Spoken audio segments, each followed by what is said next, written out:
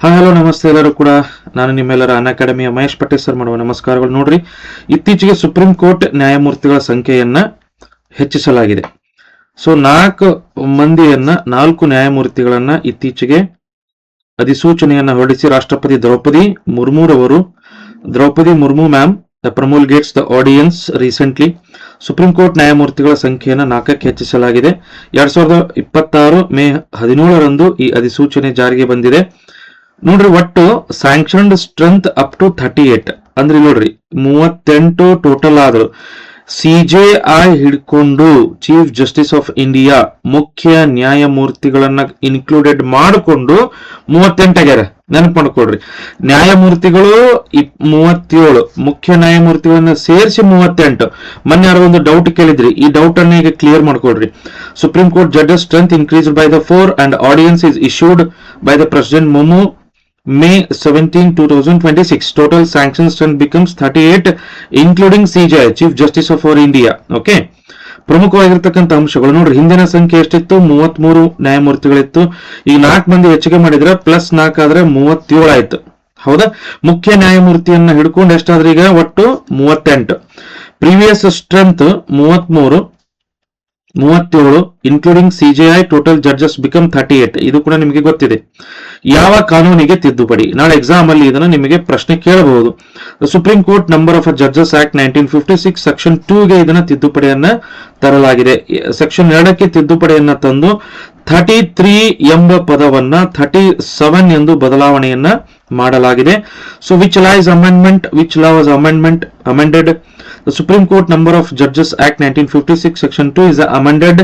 33 replaced with the 37. Okay. And also article 23 audience power 123ನೆಯ ವಿಧಿ, ಸಂಸತ್ತು ಸಭೆಯಲ್ಲಿ ಇಲ್ಲದೇ ಇದ್ದ ಪಕ್ಷದಲ್ಲಿ ರಾಷ್ಟ್ರಪತಿಗಳವರು ಅಧಿಸೂಚನೆಯನ್ನ ಮಾಡತಕ್ಕಂಥ ಒಂದು ಅಧಿಕಾರವನ್ನು ಹೊಂದಿದ್ದಾರೆ. ಅಧಿಸೂಚನೆ ಸಂಸತ್ತಿನಲ್ಲಿ ಮಂಡನೆ ಆಗಬೇಕು. ಇಲ್ಲಂದ್ರಪ್ಪ ಅಂದ್ರೆ 6 ವಾರಗಳಲ್ಲಿ ಅನುಮೋದನೆ ಸಿಗದಿದ್ದರೆ ಸೊ ಅದು ಅಮಾನ್ಯವಾಗ್ತತಿ. President can issue the audience when parliament is not in the session. Audience must be placed before the parliament or it lapses if not approved within the 6 weeks ಅಂತ ನಾವಲ್ಲಿ ಹೇಳ್ಬೋದು. ನೋಡ್ರಿ, 33 ಇದ್ದನ್ನ 37 ಮಾಡಿದ್ರು. 37 ಒಟ್ಟಿಗೆ ಸೇರಿ 38 ಆಯ್ತು. ಹಂಗಾರೆ ಯಾಕೆ ಮಾಡಿದ್ರು? ಹೆಚ್ಚಳಕ್ಕೆ ಕಾರಣಗಳೇನು? ನೋಡ್ರಿ, ಈಗ ಮಂದಿ ಗುದ್ದಾಡಿ ಹೊಲದ ಕೇಸ್, ಆ ಕೇಸ್, ಈ ಕೇಸ್, ಸೆಕ್ಷನ್ ಕೇಸ್ ಎಲ್ಲ ಹಿಡಿದು 93,000 ಪ್ರಕರಣಗಳದಂತ. ಒಂದಲ್ಲ ಎರಡ, 93,000ಕ್ಕಿಂತ ಹೆಚ್ಚು, ನಿಯರ್ಲಿ 1 ಲಕ್ಷ ಮಟ್ಟ ಬರ್ತಿತ್ ಬಿಡ್ರಿ ಅದು. ಕೋವಿಡ್ ನಂತರ ಈ ಫೈಲಿಂಗ್ ಹೆಚ್ಚಳ, ನ್ಯಾಯಾಂಗ ಮೇಲಿನ ಒತ್ತಡವನ್ನ ಕಡಿಮೆ ಮಾಡಲು. ನೋಡ್ರಿ, ಒಬ್ರು ಜಡ್ಜಸ್ ಡಿವೈಡ್ ಮಾಡಿದ್ರೆ 93,000 ಡಿವೈಡೆಡ್ ಬೈ 37 ಮಾಡ್ರಿ, ಒಬ್ಬೊಬ್ಬರಿಗೆ ಎಷ್ಟು ಕೇಸ್ ಬರ್ತಾವ ನೋಡ್ರಿ. ಹೌದಾ? ಈ ರೀತಿ ಇಷ್ಟು ಕೇಸ್ಗಳನ್ನ ಹ್ಯಾಂಡಲ್ ಮಾಡ್ಲಿಕ್ಕೆ, ಒತ್ತಡವನ್ನ ಕಡಿಮೆ ಮಾಡ್ಲಿಕ್ಕೆ, to reduce the burden on the judiciary and speed up of the justice and rise in the e filing after the COVID pandemic. So the more than 93,000 case the pending. So ಇವೆಲ್ಲ issue ಇರುವ ಕಾರಣ 4 ಜನರನ್ನ ಹೆಚ್ಚಿಸಲಾಗಿದೆ. Okay.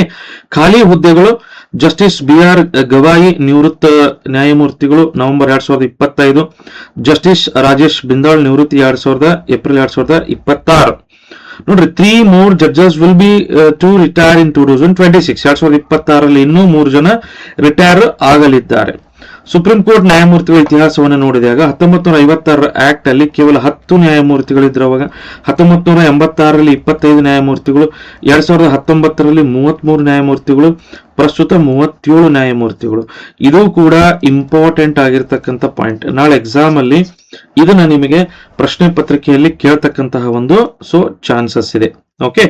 Article 124 of the Indian constitution, the supreme Court judges in India R appointed by the president of and acting on the binding recommendation of Chief Justice of India. ನೋಡ್ರಿ, ಇವರ ಒಂದು ಸಲಹೆ ಮೇರೆಗೆ 124ನೇ ವಿಧಿ ಪ್ರಕಾರ ನ್ಯಾಯಾಧೀಶರನ್ನು ಕೂಡ ನೇಮಿಸಿದ ರಾಷ್ಟ್ರಪತಿಗಳು and Supreme Court of the collegium. And nominees can be high court judges, experienced advocates and distinguished juristic. ನೋಡ್ರಿ, ಅವಾಗ NJAC ಇದು ಇತ್ತು, ನ್ಯಾಷನಲ್ ಜುಡಿಷಿಯರಿ ಅಪಾಯಿಂಟ್ಮೆಂಟ್ ಕಮಿಷನ್ ಇತ್ತು. ಹೌದಾ? ಸೊ ಅದರ ಪ್ರಕಾರ ಅವಾಗ ನ್ಯಾಯಮೂರ್ತಿಗಳನ್ನ ಅಪಾಯಿಂಟ್ ಅನ್ನ ಮಾಡ್ತಿದ್ರು. ಯಾವುದು? 99ನೇ ತಿದ್ದುಪಡಿಗೆ ತಂದು ಅವಾಗ ಈಗೇನಾಯ್ತಪ್ಪ ಅಂದ್ರೆ ಪ್ರಸ್ತುತವಾಗಿ ಆ 93ನೇ ತಿದ್ದುಪಡಿ ಕಾಯ್ದೆ ಸಂವಿಧಾನಾತ್ಮಕತೆಯನ್ನ, ಕಾನ್ಸ್ಟಿಟ್ಯೂಷನಲ್ ಪ್ರೊಸೀಜರ್ ಅನ್ನ ಸರ್ವೋಚ್ಚ ನ್ಯಾಯಾಲಯದಲ್ಲಿ ಪ್ರಶ್ನೆ ಮಾಡಿದ್ರು.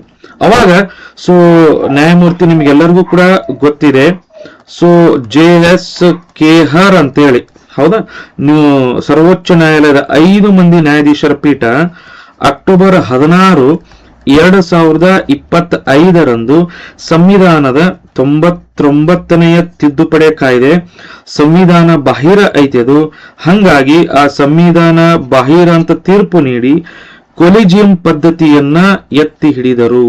ಸೊ ಅವಾಗಿಂತ ಕೊಲಿಜಿಯಂ ಪದ್ಧತಿಯ ಪ್ರಕಾರ ಸೀನಿಯರ್ ನ್ಯಾಯಮೂರ್ತಿಗಳನ್ನ, ಹಿರಿಯ ನ್ಯಾಯಾಧೀಶರನ್ನ ಕೊಲಿಜಿಯಂ ಪದ್ಧತಿ ಪ್ರಕಾರ ಸರ್ಕಾರ ಆ ಕೊಲಿಜಿಯಂ ಅನ್ನ ಸೂಚನೆ ಮಾಡಿ ಆ ಕಾಯ್ದೆಯ ಪ್ರಕಾರ ನ್ಯಾಯಾಧೀಶರನ್ನ ನೇಮಕ ಮಾಡಲಾಗುತ್ತಿದೆ.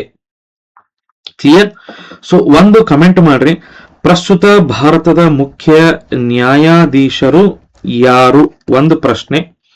ಎರಡನೇ ಪ್ರಶ್ನೆ, ಯಾವ ಒಂದು ಆಕ್ಟ್ ಅಥವಾ ರೆಗ್ಯುಲೇಟಿಂಗ್ ಆಕ್ಟ್ ಸುಪ್ರೀಂ ಕೋರ್ಟ್ ಕುರಿತು ರಚನೆ ಕುರಿತು ಅವಾಗ ಆದೇಶವನ್ನ ನೀಡಲಾಗಿತ್ತು? ಎರಡನೇ ಪ್ರಶ್ನೆ. ಮೂರನೇ ಪ್ರಶ್ನೆ, 124/1ನೇ ವಿಧಿ ಏನು ಹೇಳುತ್ತದೆ? ಈ ಮೂರಕ್ಕೂ ಕಮೆಂಟ್ ಮಾಡ್ರಿ. ಕಮೆಂಟ್ ಬಾಕ್ಸ್ ಅಲ್ಲಿ ನಾನು ನಿಮಗೆ ಆನ್ಸರ್ ಹೇಳ್ತೀನಿ. So thank you so much ಎಲ್ಲರಿಗೂ ಕೂಡ.